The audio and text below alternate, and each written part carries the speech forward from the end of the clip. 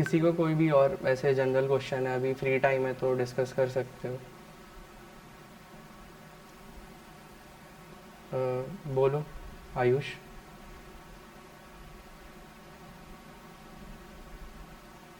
मतलब तुम लोग खुद से माइक ऑन करके बोल लो, वैसे क्राउड ज़्यादा है भी नहीं वैसे।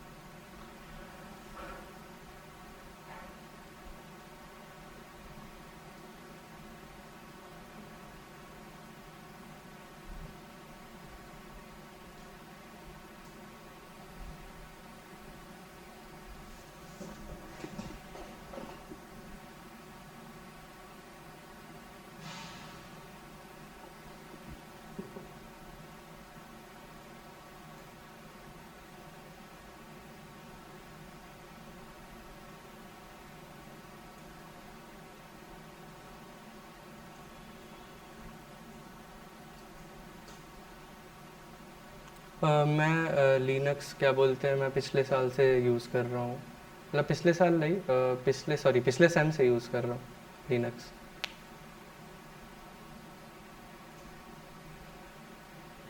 बताऊँगा बताऊँगा आर्क के बारे में। अभी पहला सेक्शन तो वही है कि ऑपरेटिंग सिस्टम आइडियल कौन सा यूज़ करना चाहिए, लाइक सबको फॉर डेवलपमेंट।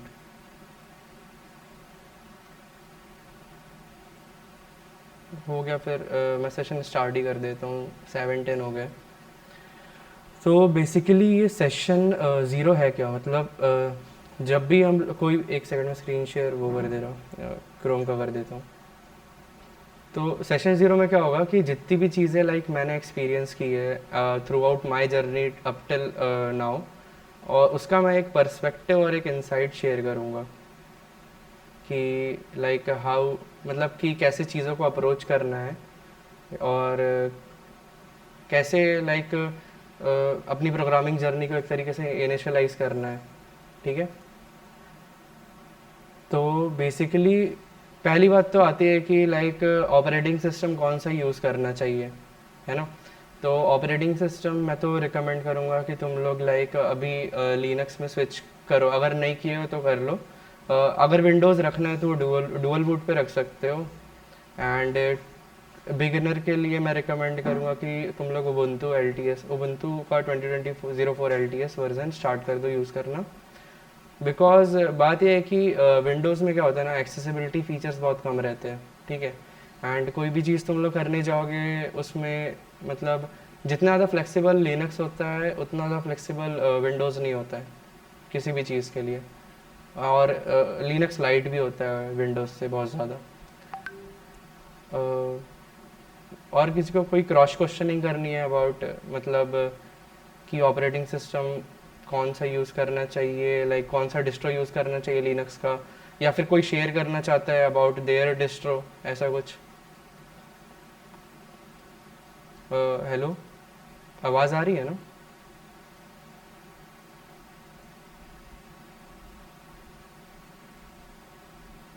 अरे आप बोल भी दिया करो यार, थोड़ा इंटरेक्शन तो बढ़ाओ। कैमरा भी ऑन नहीं किया कोई भी। अरे तू तो बोल देगा भाई, पर बाकी लोगों की बात हो रही है ना, कैमरा भी ऑन नहीं किया है कोई। ऐसे इंटरेक्ट करोगे तो फिर इंट्रोवर्ट ही रहोगे भाई आगे भी। तो जैसे लाइक मैं क्या करता हूँ, मैं I am currently using Arch Linux. मतलब मैं आर्क लाइनक्स यूज़ कर रहा हूँ as my main operating system. मैंने विंडोज़ रिमूव कर दिया था बिकॉज मेरे को नीड नहीं थी विंडोज़ की। एंड मैं मशीन लर्निंग और डेटा साइंस पढ़ रहा हूँ अभी।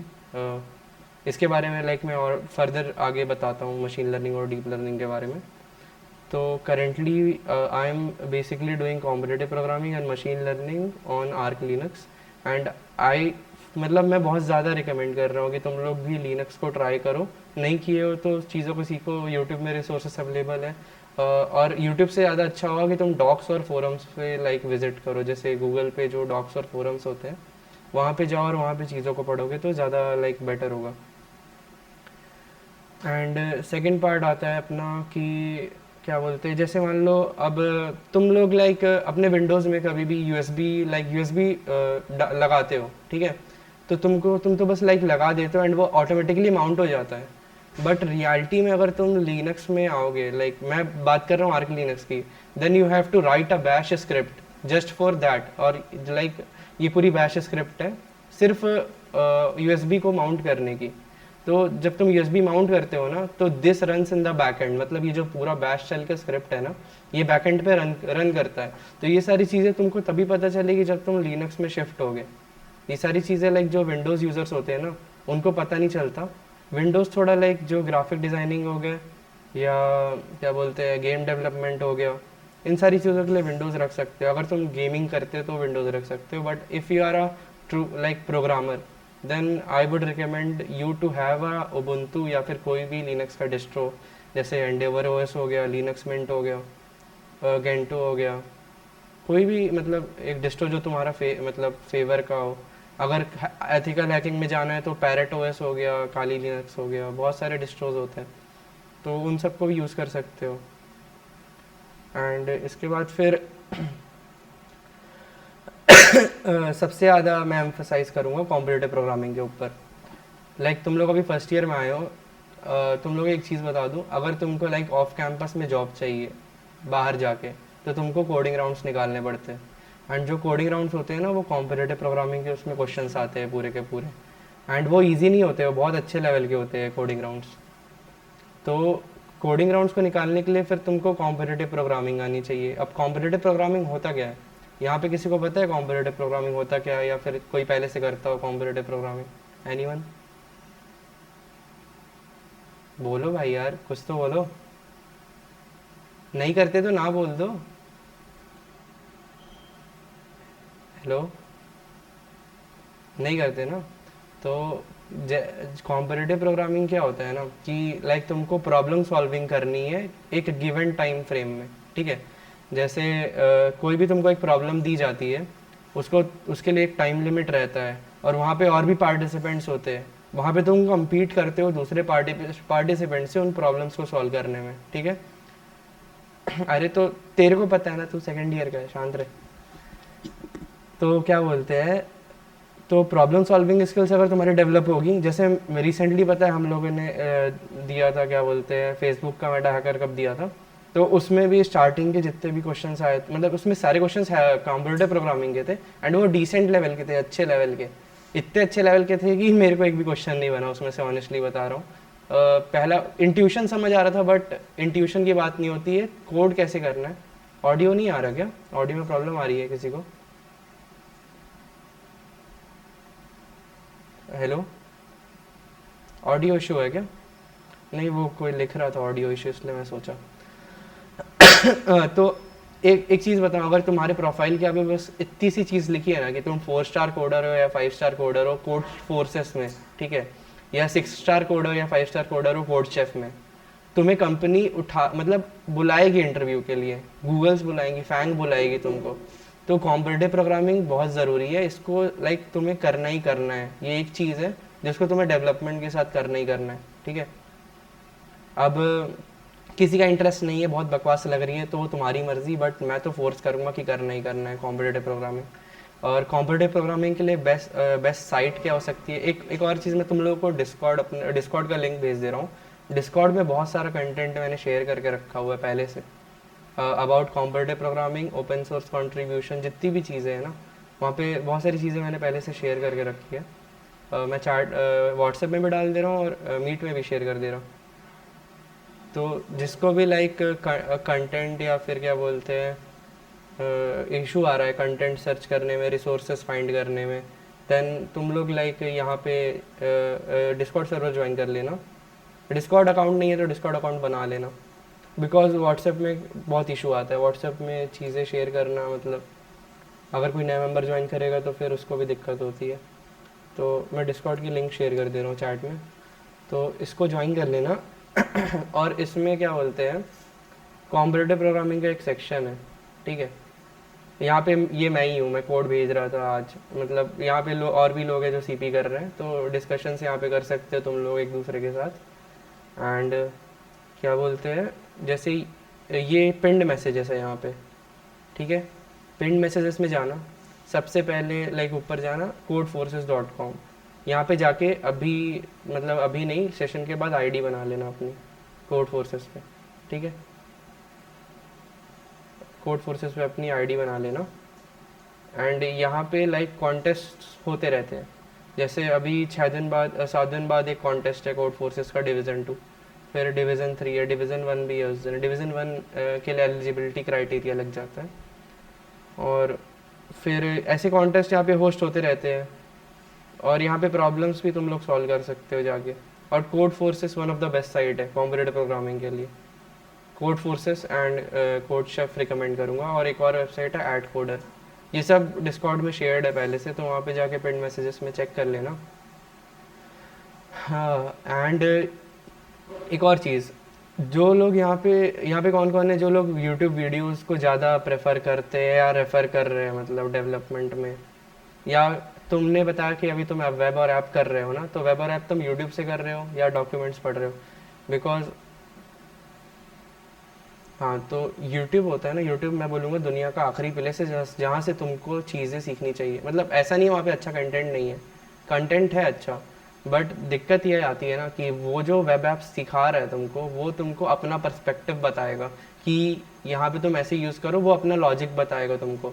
बट अगर तुम डॉक्यूमेंट्स रेफर करते हो ना, जैसे मान लो तेरे को रूबी ऑन रेल्स सीखना है, तो सीधे यहाँ पे सर्च कर ले रूबी ऑन रेल्स का डॉक्स, ठीक है? रूबी ऑन रेल्स के डॉक्स आ गए, रूबी ऑन रेल्स के गाइड में जाओ, ठीक है? यहाँ पे गेटिंग स्टार्टेड है, उसके बाद फिर क्या बोलते हैं अलग अलग सेक्शंस बने हुए हैं पूरे के पूरे, layouts and rendering in rails, उस सेक्शन पे जा, फिर वहाँ पे कोड्स लिखे हुए हैं, वहाँ से पढ़। मतलब चीज़ों एक तरीके से पढ़ना सीखो, और बुक्स और क्या बोलते हैं डॉक्यूमेंट्स को, हाँ बेसिकली डॉक्यूमेंट को रीड करो, बुक्स को रीड करो, ये सारी चीज़ें करोगे ना तो तुम लोगों का खुद का पर्सपेक्टिव डेवलप होगा, और चीज़ों को कैसे हैंडल करना है, एरर हैंडलिंग आ गई, ये सारी स्किल्स लाइक ऐसे ही आती है। मतलब यूट्यूब में तुम बस देख रहे हो, तुम इम्प्लीमेंटेशन कम कर रहे हो, बट यहाँ डॉक से तुम इम्प्लीमेंट भी कर रहे हो, सीख भी रहे हो, तो इम्प्लीमेंटेशन वाले पार्ट पे ज़्यादा फोकस होता है, ठीक है? एंड अभी पता है अभी आईसीपीसी होने वाला है, इंटरनेशनल कॉलेजिएट प्रोग्रामिंग कॉन्टेस्ट, ये साल में एक बार होता है, ठीक है? अपने कॉलेज से भी टीम जाएगी, उसमें मैं हूँ और एक लड़की है और एक टीममेट और चाहिए मेरे को, पर ऑब्वियसली फर्स्ट ईयर में नहीं मिलेगा मेरे को वो। तो बट मैं बता रहा हूँ कि ऐसे ये जो इसमें अगर तुम रीजनल्स भी क्रैक करते हो ना आईसीपीसी में, तो बहुत बड़ा लाइक तुमको वो मिल जाता है, अचीवमेंट टाइप का मिल जाता है। लाइक यू कैन अपने प्रोफाइल में तुम लगा सकते हो कि तुमने रीजनल्स क्रैक किया है आईसीपीसी में।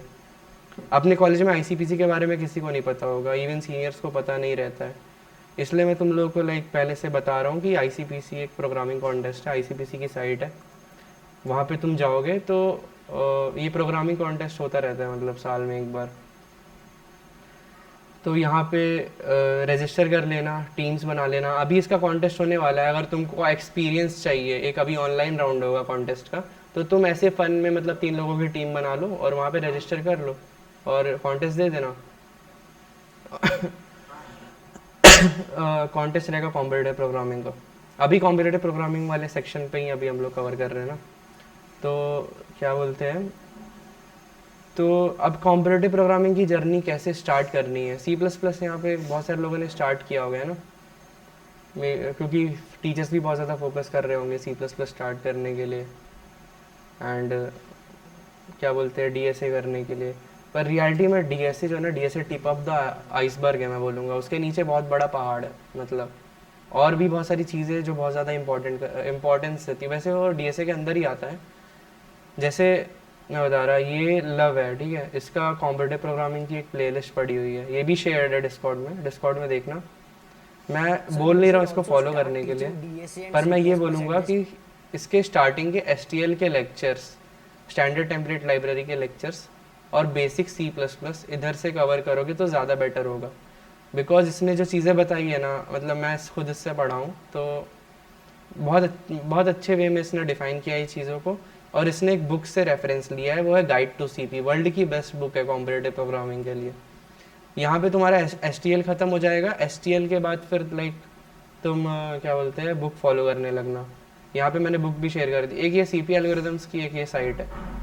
अब ये जो सीपी एल्गोरिथम्स की साइट है ना, यहाँ पे देखना आओगे तुम तो यहाँ पे सारे एल्गोरिथम्स लिस्टेड है। जैसे मान लो तेरे को बाइनरी एक्सपोनेंशिएशन पढ़ना है, तो बाइनरी एक्सपोनेंशिएशन में जा, यहाँ पे बाइनरी एक्सपोनेंशिएशन का एक्सप्लेनेशन लिखा हुआ है, एल्गोरिथम भी लिखा हुआ है और नीचे कोड्स भी लिखे हुए हैं। और उसके बाद फिर लास्ट में जाएगा तो इसके ऊपर क्वेश्चंस भी दिए हुए हैं, प्रैक्टिस प्रॉब्लम्स। तो इसलिए मैं बोल रहा हूँ कि तू डॉक्यूमेंट्स और साइट्स को अगर रेफ़र करेगा ना तो ज़्यादा बेटर होगा लर्निंग के लिए। और यहाँ पे मैंने ऐड कोडर भी डाल दिया है। शाइवर की शीपी शीट है, शाइवर यूट्यूबर है, 6 स्टार कोडर है वो भी कोड फोर्सेस में। एंड वो करेंटली अभी गूगल मतलब मेरे को याद नहीं किस कंपनी में, बट हाँ वो गूगल में था, गूगल में ही है अभी। अच्छा। और ये बुक का पीडीएफ भी यहाँ पे पड़ा हुआ है, गाइड टू सीपी का। तो तुम लोग लाइक बुक इस बुक को पढ़ना चालू कर सकते हो after completing standard template libraries. तो अभी तक किसी को कोई भी क्वेश्चन हो तो क्रॉस क्वेश्चन कर सकता है, या कुछ भी पूछना हो सीपी से रिलेटेड, क्योंकि मैंने सीपी अभी डेप्थ में कवर नहीं किया है। सीपी के लिए मैं बाद में शायद एक और सेशन लूँगा सिर्फ सीपी के लिए। अभी मैं ओवरव्यू दे रहा हूँ एक बेसिक सा कि सीपी क्यों ज़रूरी है। बिकॉज फ्लिपकार्ट का ग्रिड हुआ था।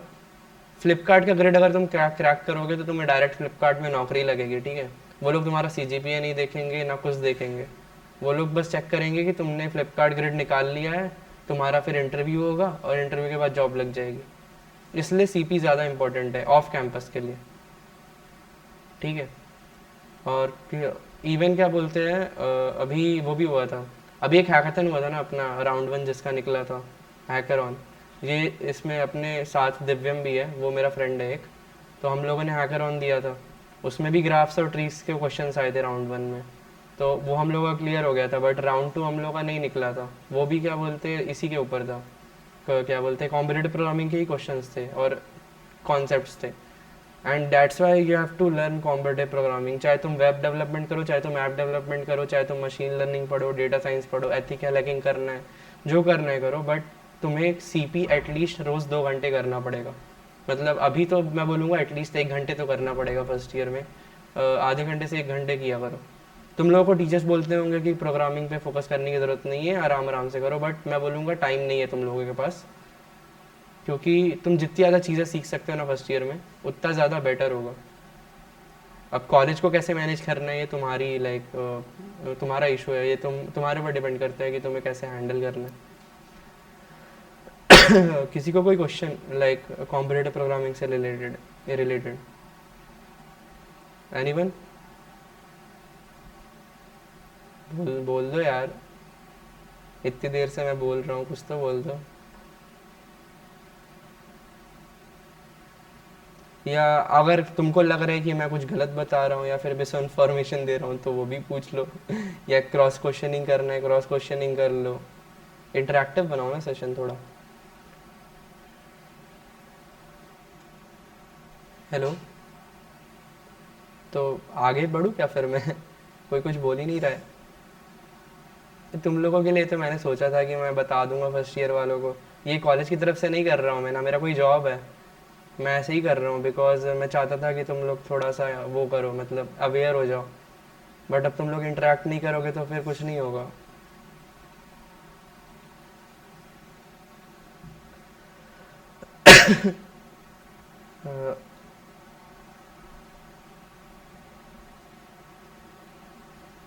कॉम्पिटिटिव प्रोग्रामिंग के बाद फिर आता है सेकंड मोस्ट इम्पॉर्टेंट चीज़ है ओपन सोर्स कॉन्ट्रीब्यूशंस। अब ओपन सोर्स कॉन्ट्रीब्यूशंस क्यों इम्पॉर्टेंट है? बिकॉज ओपन सोर्स कॉन्ट्रीब्यूशन तुम्हारे डेवलपर पोर्टफोलियो को रिप्रेजेंट करता है। तुम चाहे कितना भी डेवलपमेंट कर लो, but if you can't show your development then you are nothing, ठीक है। तो अगर तुम अभी गूगल समर ऑफ कोड होने वाला है, स्टार्ट होगा, तो गूगल समर ऑफ कोड की जो ऑर्गेनाइजेशंस होती है वहाँ पे तुम जाओ, गिटहब के रेपोजिटरीज पे जाओ उनके। एंड वहाँ पे कैसे जाना है, सीधे सर्च कर लो लाइक अपने ब्राउज़र पे कि GSOC 2023 ऑर्गेनाइजेशंस। तो तुमको ऑर्गेनाइजेशंस की लिस्ट आ जाएगी। उस ऑर्गेनाइजेशन में जो भी तुमको इंटरेस्ट करता है, जो भी ऑर्गेनाइजेशन में तुम्हारा इंटरेस्ट है, उसको चूज़ करो और उसमें जाके कंट्रीब्यूट करो। जैसे मान लो कि कोई भी ले लेते हैं, रैंडमली ले लेते हैं, ऐसे VLC ले लेते हैं, ठीक है। अब ये VLC है तो इसमें प्रोबेबली C++, Q, असेंबली, ये सारी लैंग्वेजेस यूज़ होंगे बिकॉज ये एक प्रोग्राम है, कंप्यूटर प्रोग्राम है। एंड VLC बहुत पुराना है एंड ओपन सोर्स है, तो ऑब्वियसली इसमें रस्ट की जगह C++ ही यूज़ हुआ है। अब इसके बाद फिर यहाँ पे कंट्रीब्यूशन गाइड है, कंट्रीब्यूटर गाइडेंस। कंट्रीब्यूटर गाइडेंस में जाओ, वहाँ पे कैसे कंट्रीब्यूट करना है, सारी चीज़ें डिटेल में दी हुई है। इसको पढ़ो, कंट्रीब्यूशंस करो, गिटहब में कमिट्स करो, उनको जो ऑर्गेनाइजेशन में कंट्रीब्यूट कर रहे हो वहाँ पे मेल सेंड करो, उनसे इंटरेक्ट करो, वहाँ पे कम्युनिटी फॉर्म करो। तो इससे तुम्हारा जो होगा ना ओपन सोर्स का कंट्रीब्यूशन का प्रोफाइल बहुत अच्छा होगा। एंड ये दिखता है ऑफ कैंपस में, अगर तुम एक अच्छे से ओपन सोर्स कंट्रीब्यूटर हो या फिर अगर तुमने जीसॉक निकाल लिया है तो देयर आर हाई चांसेस कि तुम्हें हाई पेड जॉब तो मिलनी ही मिलनी है। ठीक है। Open source contribution red hat में भी कर सकते हो, रेड हैट हो गया, गिटहब हो गया, and GitHub he mainly use होता है। बाकी कुछ कुछ ऑर्गेनाइजेशंस की अपनी खुद की मतलब साइट होती है कंट्रीब्यूशंस के लिए। किसी को कोई भी क्वेश्चन या cross questioning about open source contribution, या फिर कुछ पूछना हो कि मैं वेब ऐप में हूँ तो मैं वेब ऐप में कैसे कंट्रीब्यूट करूँ, या अगर मेरे को सिर्फ फ्रंट एंड आता है तो उसमें कंट्रीब्यूशंस कैसे करूँ, और एक कंट्रीब्यूशन को कैसे अप्रोच करना है बेटर वे में, कोई भी क्वेश्चन हो सकता है। रे कुछ बोलना है तुमको अनमोल, हैंड रेस कर रहे हो, बोलना है तो बोल सकते हो माइक ऑन करके। हेलो। किसी को कुछ नहीं पूछना है क्या? सेटिस्फाइड हो गया सब? कुछ तो बोलो। आवाज़ नहीं आ रही? अच्छा।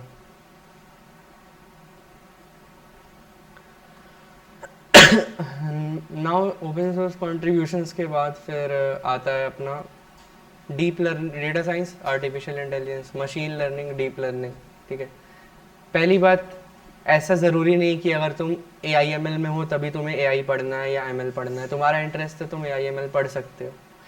तुम्हारा ऐसा नहीं है कि तुम्हें डेटा साइंस में होना चाहिए for learning data science. Like तुम लोग फर्स्ट ईयर में, तुम्हें चीज़ें एक्सप्लोर करनी चाहिए, तुम्हें वेब और ऐप साइड में जाना चाहिए। बहुत सारे लोगों को फ्रंट एंड पसंद नहीं आता, बहुत सारे लोगों को बैक एंड में इंटरेस्ट आता है, बहुत सारे लोगों को वेब और ऐप में इंटरेस्ट नहीं आता, बट लो लेवल आर्किटेक्चर या सॉकेट प्रोग्रामिंग में इंटरेस्ट आता है। जिस बहुत सारे लोगों को रोबोटिक्स पसंद आती है कि मेरे को एम्बेडेड सिस्टम्स के साथ काम करना है, आर्डुइनो के साथ काम करना है, रास्पबेरी के साथ काम करना है। तो अभी तुम लोग के पास टाइम है एक्सप्लोर करने का कि तुम लोग कैसे एक्सप्लोर कर सकते हो चीज़ों को। एंड तुम लोगों को कोई अप्रोच नहीं करेगा या कोई टीचर अप्रोच नहीं करेगा कि कैसे एक्सप्लोर करना है।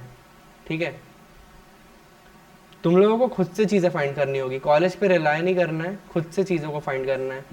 और क्या बोलते हैं, फॉर कॉम्पिटिशन्स जैसे हैकाथन्स हो गए या कॉन्टेस्ट हो गए, तो उनके लिए बहुत बहुत सारी साइट्स है, जैसे डेफ पोस्ट हो गया। ठीक है, मैं डेफ पोस्ट लिख दे रहा हूँ, सर्च कर लेना, और मैं डिस्कॉर्ड में भी डाल दूँगा। डेफ पोस्ट हो गया, और डेफ फोलियो हो गया, अनस्टॉप हो गया। इन सारी साइट्स पे डेली अपडेट्स आते रहते हैं हैकाथन्स के, कॉम्पिटिशन्स के, तो तुम लोग चेक कर सकते हो अबाउट दैट कि कौन कौन से अभी एक्टिव हैकाथन्स हो रहे हैं। मैं खुद मैंने फर्स्ट ईयर में अराउंड 5-6 हैकाथन्स में मैंने पार्ट लिया था और कॉन्टेस्ट में पार्ट लिया था। इवन अभी अभी मैं हैकाथन्स और कॉन्टेस्ट पे नहीं, बट मैं कंप्यूटर प्रोग्रामिंग के कॉन्टेस्ट पे ज़्यादा फोकस कर रहा हूँ। तो डेटा साइंस, AI और मशीन लर्निंग, डीप लर्निंग, मेरा ये सिनेरियो था because I was fascinated by data manipulation techniques and how to क्या बोलते हैं process data, how to optimise data, how to make better predictions and explainable AI। इन सारे concept से मैं फैसिनेटेड था, एंड दैट्स वाई मैंने AIML की अपनी जर्नी स्टार्ट की। एंड मैंने अभी रिसेंटली सेकेंड ईयर में ही स्टार्ट किया अपना मशीन लर्निंग पार्ट पूरा। मतलब पहले से स्टार्टेड था मेरा, पहले से मेरे गिटहब पे 2 प्रोजेक्ट है about gesture, visual gesture recognition and action recognition. तो ये मैंने 2 प्रोजेक्ट बनाए थे on video recognition, and currently मैं वर्क कर रहा हूँ on a research paper about large language model जैसे ChatGPT हो गया। इन सबको एक्सप्लेनेबल कैसे बना सकते हैं। तो that's why I was fascinated bye deep learning, machine learning and neural networks and data science, artificial intelligence. अब मैं तुम लोगों को इसका ब्रीफ ओवरव्यू दे देता हूँ। जो डेटा साइंटिस्ट होता है ना, डेटा साइंटिस्ट का मेन वर्क होता है कि कोई भी तुमको डेटा दिया गया है in a text form, in a image form, को कैसे एनालाइज करना है, उसको एनालाइज करके कैसे प्री प्रोसेस करके उसको किस फॉर्म में स्टोर करना है, नॉर्मलाइजेशन करना है, अलग अलग टेक्निक्स होती है ऑप्टिमाइजेशन की। सीबॉर्न हो गया, मैटप्लॉटलिब हो गया, पांडास हो गया, ये सारी लाइब्रेरीज होती है पाइथन की। इन सारी चीज़ों को सीखना, ये सारी चीज़ें डेटा साइंटिस्ट का काम होता है। इवन डेटा साइंटिस्ट एमएल का वर्क भी करता है, क्योंकि एमएल जो है ना वो सबसेट है डेटा साइंस का बेसिकली। लाइक जो डेटा साइंटिस्ट होता है ना वो एमएल का काम भी कर लेता है, डीएल का भी काम कर लेता है, बस वो डिप्लॉय नहीं करता है मॉडल को। और एआई क्या होता है, ठीक है, यहाँ पे मैं क्वेश्चन ही पूछ रहा हूँ, like what do you understand by artificial intelligence? किसी को भी पता है, बता सकते हो कि तुम कैसे सोचते हो आर्टिफिशियल इंटेलिजेंस को? कोई तो बोलो, इतने बुद्धू तो नहीं हो यार तुम लोग। एआई क्या होता है? यूज भी कर रहे हो इतने समय से, टेक्स्ट कर दो, बोलना नहीं है तो।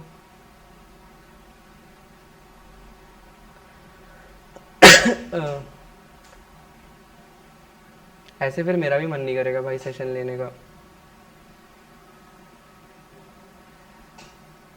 हाँ, आर्टिफिशियल इंटेलिजेंस क्या होता है?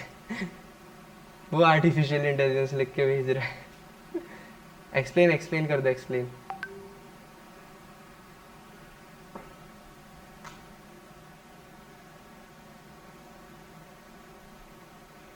क्या बोल रही है व्हाट्सएप पे?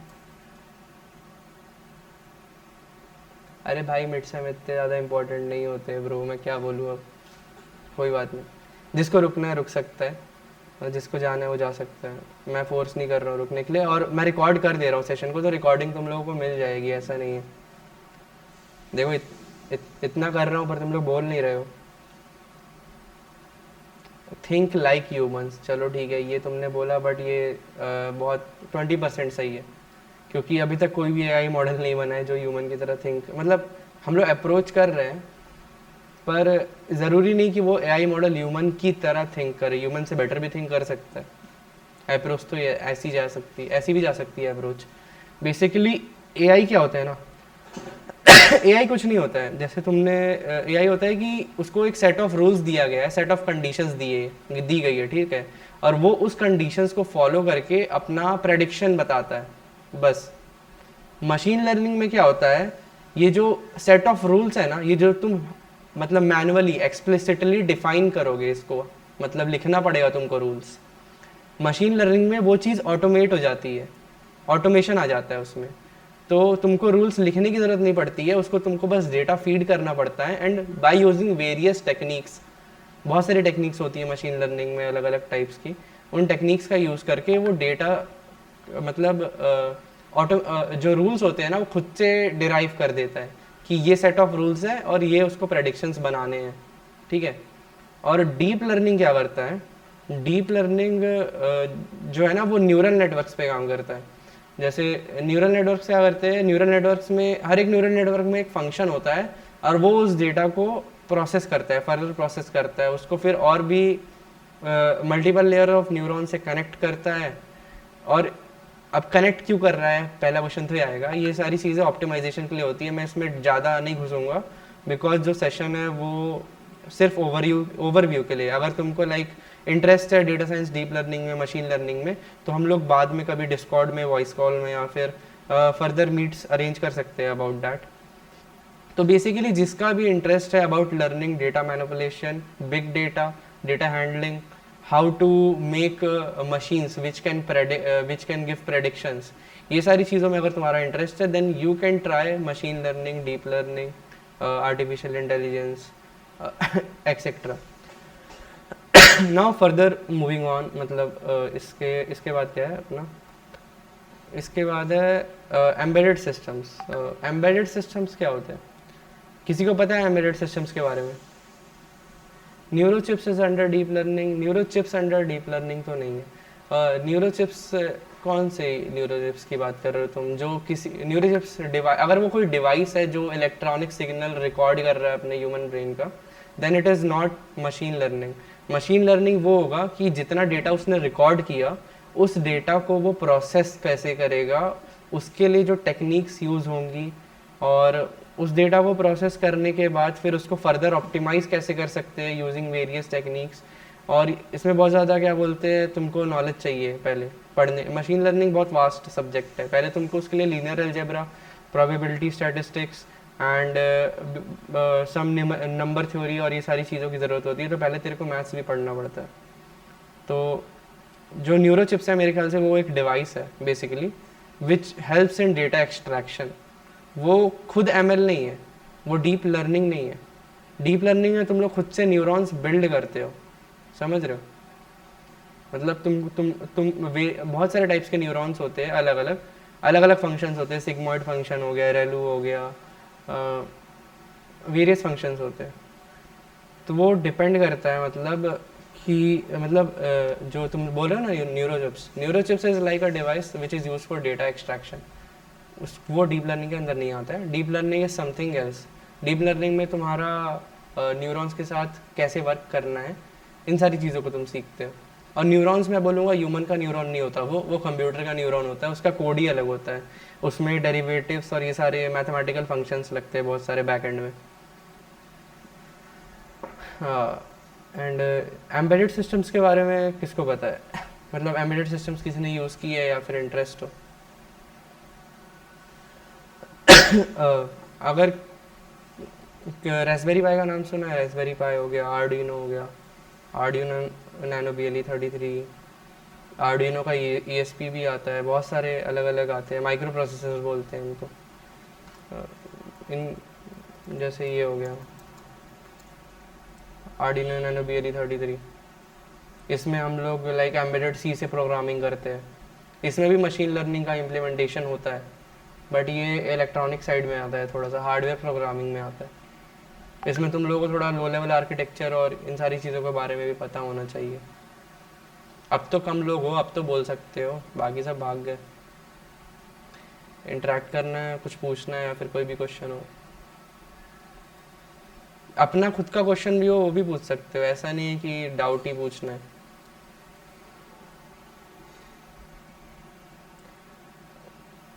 तो एम्बेडेड सिस्टम्स में क्या होता है कि जैसे अभी मेरे को एक टास्क मिला था, एस्टैब्लिशिंग ब्लूटूथ कनेक्शन बिटवीन क्या बोलते हैं आर्डिनो नैनो BLE 33। मैंने एक जेस्चर डिटेक्शन का प्रोग्राम बनाया था, वो ब्लाइंड पीपल के लिए था कि अगर तुम हाथ ऊपर करोगे तो वो वॉल्यूम रेज कर देगा लैपटॉप या किसी भी डिवाइस की, एंड हाथ नीचे करोगे तो वो तुम्हारा वॉल्यूम डाउन कर देगा। बट इसमें मेन इशू आ रहा था कि कैसे कनेक्शन कैसे इस्टेब्लिश होगा बिटवीन क्या बोलते हैं तुम्हारा आर्डिनो एंड लैपटॉप। तो इसमें तुम्हारा लो लेवल आर्किटेक्चर और सॉकेट्स प्रोग्रामिंग का रोल आता है बहुत ज़्यादा।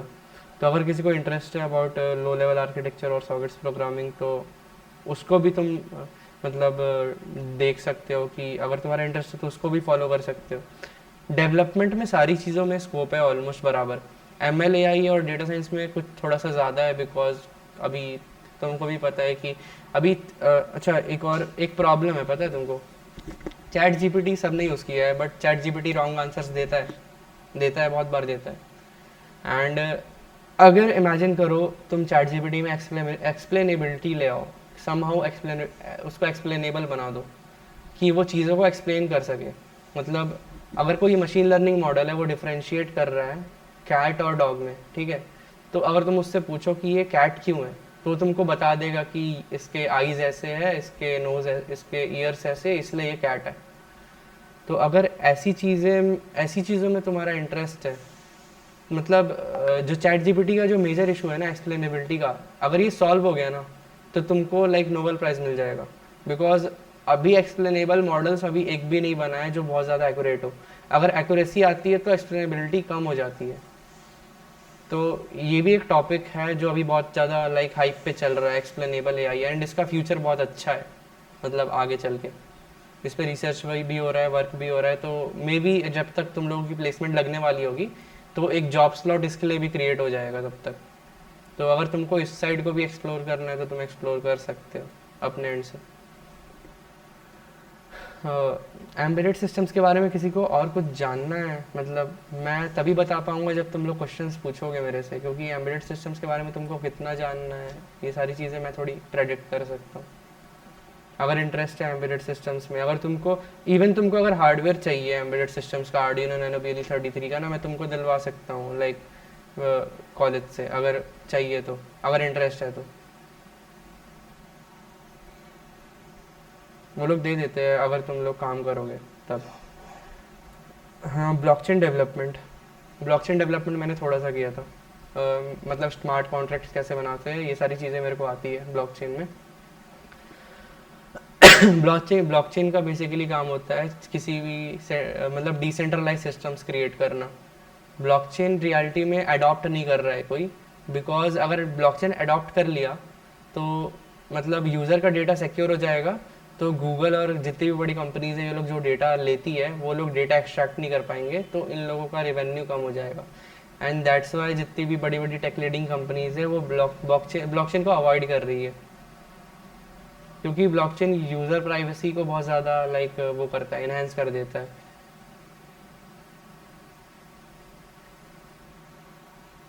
ब्लॉकचेन जो लोग भी वेब और ऐप डेवलपमेंट में कर रहे हैं, तो वो लोग ब्लॉकचेन को लाइक स्टडी कर सकते हैं अगर तुमको बैकएंड में ब्लॉकचेन का यूज़ करना है डेवलपमेंट में।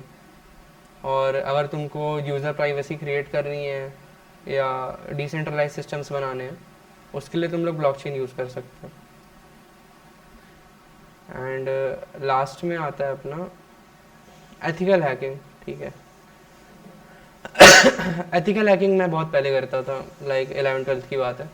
बट हाँ, मैंने गुड अमाउंट ऑफ टाइम दिया है एथिकल हैकिंग को भी पहले। पर मैं ये नहीं बोलूँगा कि मैं टूल्स बनाता था, बट हाँ, I know how to use tools in ethical hacking. तो एथिकल हैकिंग में अगर तुम लोगों का इंटरेस्ट है तो एथिकल हैकिंग भी अच्छा टॉपिक है। बस एथिकल हैकिंग में प्रॉब्लम ये है कि उसमें एक पार्ट होता है इंफॉर्मेशन गैदरिंग का। अगर तुम लोगों के पास IP एड्रेस नहीं है सामने वाले का या टारगेट का, then you can't do anything. ठीक है, तो तुमको समहाउ IP फेच करना पड़ता है सामने वाले का। तो वो सबसे ज़्यादा टीडियस टास्क होता है, बिकॉज इसमें तुमको फिशिंग करना है, या फिशिंग अगर नहीं पता है, फिशिंग एक टेक्निक होती है सामने वाले से लाइक समहाउ इंफॉर्मेशन, मतलब उसको एक तरीके से डिल्यूजन में ला के उससे इंफॉर्मेशन गैदर करना पड़ता है। तो ये सारा काम जो होता है ना, ये हैक्टिक होता है। बट एक बार तुम्हारे पास IP एड्रेस है, देन यू कैन यूज़ क्या बोलते हैं, मेटास्प्लॉइट हो गया। जैसे मेटास्प्लॉइट एक टूल, मेटास्प्लॉइट के अंदर 2500+ टूल्स होते हैं एथिकल हैकिंग के। ठीक है, एंड उन सारे टूल्स को लर्न करने में ही बहुत टाइम लगता है। एक बुक है hacking the art of exploitation, अगर तुम लोगों को हैकिंग में जाना है, बहुत अच्छी बुक है। मैं वो भी लिख दे रहा हूँ अगर किसी को चाहिए, मतलब किसी को सर्च करना है रेफरेंस के लिए, और मैं डिस्कॉर्ड में भी डाल दूंगा।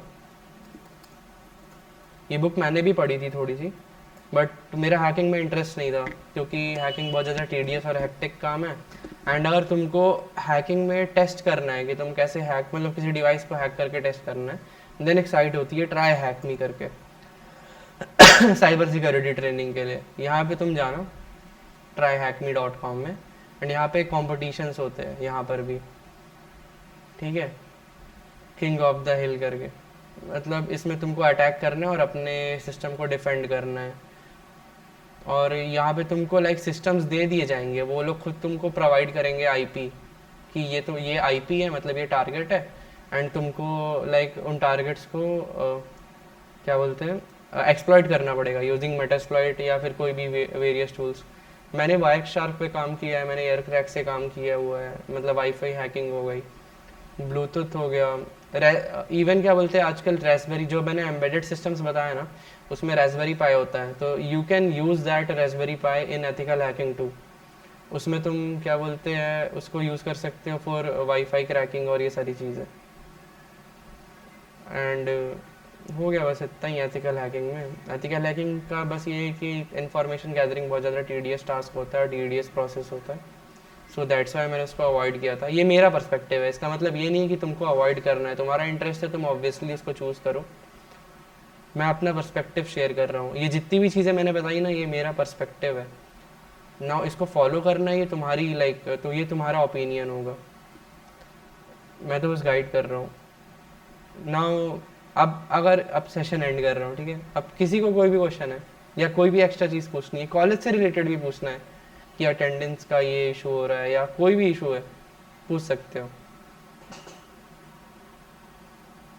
कुछ भी पूछना है। मेरी 25 थी भाई फर्स्ट ईयर में। Does it answer your question?